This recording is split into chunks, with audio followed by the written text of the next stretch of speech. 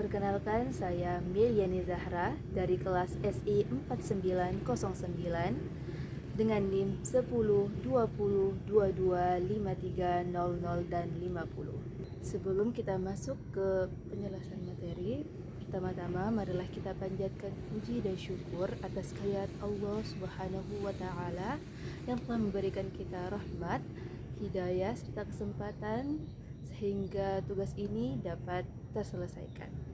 Dalam video ini saya akan membahas tentang Al-Quran dan hadis sebagai warisan terbaik. Tema ini penting karena seringkali kita menganggap warisan terbaik itu adalah harta, jabatan, atau peninggalan duniawi.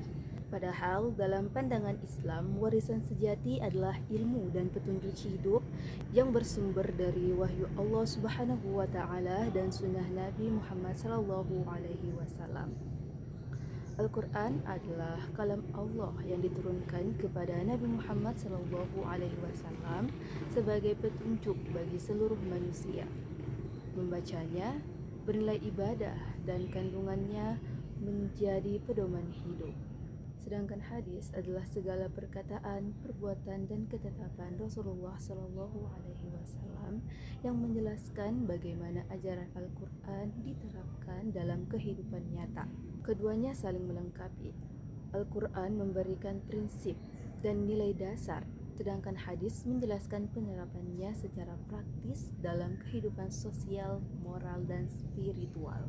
Allah Subhanahu wa taala berfirman dalam Quran surah Al-Isra ayat 9 yang berbunyi, Inna hadzal Qur'ana yahdi lillati hiya aqwamu, yang artinya sesungguhnya Al-Quran ini memberi petunjuk kepada jalan yang lebih lurus. Ayat ini menunjukkan bahwa Al-Quran adalah pandangan hidup paling sempurna. Ia bukan hanya mengajarkan tentang ibadah, tetapi juga nilai-nilai moral seperti kejujuran, keadilan, dan kasih sayang. Warisan Al-Quran juga bersifat intelektual. Ayat pertama yang diturunkan berbunyi, Iqra' bismi rabbikal ladzi khalaq, yang artinya bacalah dengan menyebut nama Tuhanmu yang menciptakan. Quran surah Al-Alaq ayat 1. Ini menandakan bahwa Islam mendorong umatnya untuk terus membaca, berpikir, dan mencari ilmu. Dengan kata lain, Al-Quran bukan hanya kitab suci, tetapi juga sumber inspirasi ilmu, pengetahuan, dan peradaban. Selain Al-Quran, umat Islam juga mewarisi hadis Rasulullah SAW.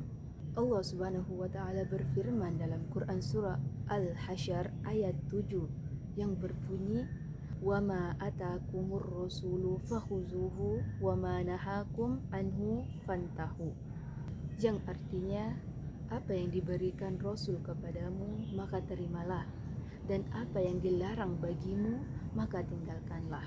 Ayat ini menegaskan bahwa ketaatan kepada Rasulullah SAW merupakan bentuk nyata ketaatan kepada Allah. Melalui hadis, Rasulullah menjelaskan cara beribadah, bersikap, bahkan berinteraksi dengan sesama.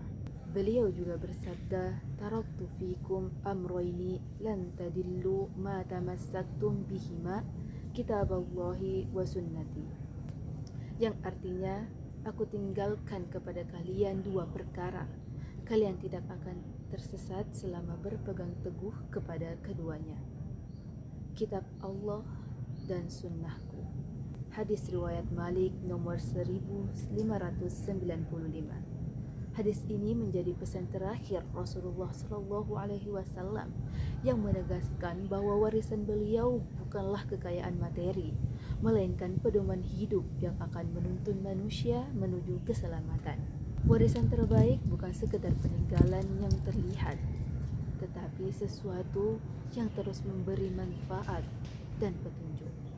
Al-Quran dan hadis menjadi warisan terbaik karena yang pertama, mengajarkan moral dan akhlak mulia, yang kedua, menjadi dasar hukum dan keadilan sosial, yang ketiga, mendorong pencapaian ilmu dan kemajuan umat, dan yang keempat, menumbuhkan ketenangan spiritual dan keimanan.